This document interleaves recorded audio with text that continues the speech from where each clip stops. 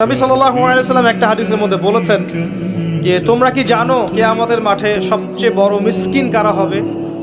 সাহাবায়ে কেরাম বলছেন আমরা তো মনে করি যার সম্পদ কম, অর্থবিত্ত কম, সেই সবচেয়ে বেশি মিসকিন, সবচেয়ে বড় মিসকিন। আল্লাহর নবী সাল্লাল্লাহু আলাইহি ওয়াসাল্লাম বলছেন বরং প্রকৃত মিসকিন সে ব্যক্তি যে কিয়ামতের মাঠে নামাজ, রোজা, হজ, যাকাত আমলের নেকি নিয়ে উঠবে, পাহাড় সম নেকি নিয়ে উঠবে, কিন্তু অনেক পাওনাদার দাঁড়িয়ে থাকবে। কারো হক নষ্ট করেছে, কারো গীবত করেছে, কারো অপবাদ, কাউকে অপবাদ দিয়েছে, কাউকে অত্যাচার করেছে, সবাই দাঁড়িয়ে থাকবে। এদের হক আদায় না করা পর্যন্ত সে পুলসিরাত পার হতে পারবে না। তখন কি করতে হবে? নিজের নেকি ওদেরকে দিতে হবে, কারণ তখন কোনো বেচা কেনার সুযোগ নাই, হক আদায়ের কোনো সুযোগ নাই। নিজের নেকি ওদেরকে দিয়ে শোধ করতে হবে। নেকি শেষ হয়ে গেলে কি হবে?